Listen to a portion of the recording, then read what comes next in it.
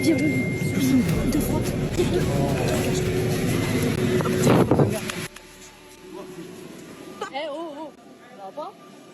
Les frotteurs, on en a entendu parler, mais qui sont-ils concrètement? Quels sont leurs modes opératoires? Comment les identifier? Et surtout, est-ce qu'il y en a tant que ça?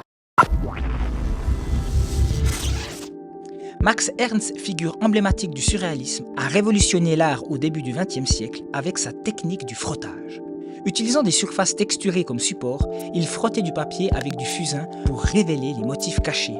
Cette méthode, qu'il a nommée frottage, a permis de créer des œuvres d'une profondeur et d'une richesse visuelle sans précédent. Le frottage a ouvert de nouvelles dimensions à l'imaginaire, transformant des objets quotidiens en paysages fantastiques et en créatures oniriques.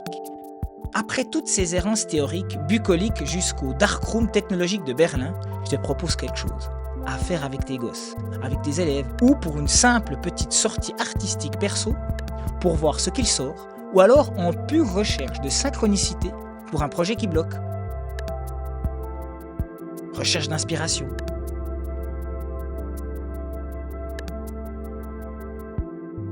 Tu descends en bas de chez toi et tu prends ce qu'il y a.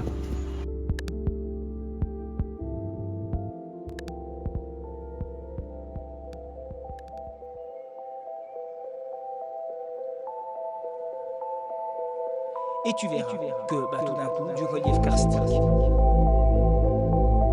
épique et infranchissable, à défaut des vaisseaux de fortune.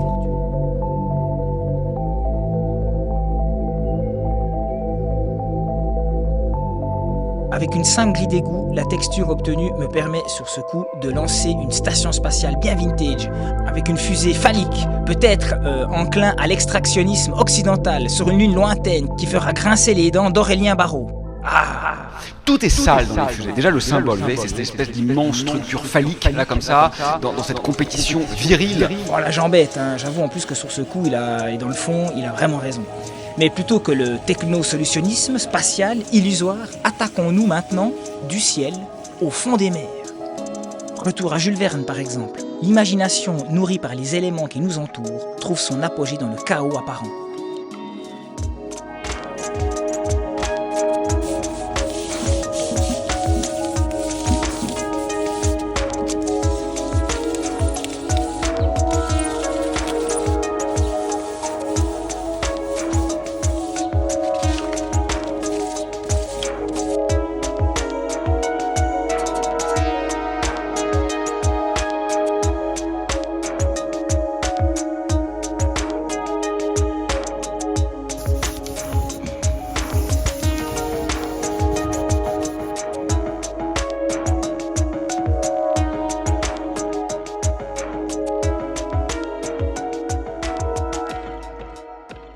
Alors c'est quelque chose à faire vraiment où tu mets ton cerveau en off et tu laisses les choses se passer.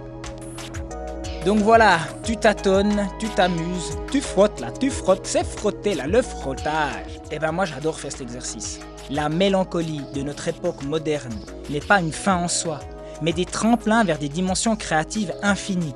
La beauté se cache dans l'ordinaire, prête à être révélée par l'œil attentif et l'esprit imaginatif.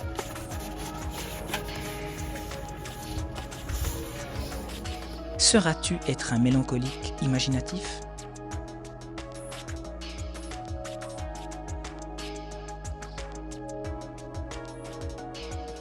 La création pour la mysticosphère n'est pas qu'une question de mode. Elle est l'expression d'une nécessité vitale, sacrée, qui n'a de sens que dans la réalisation matérielle du rêve.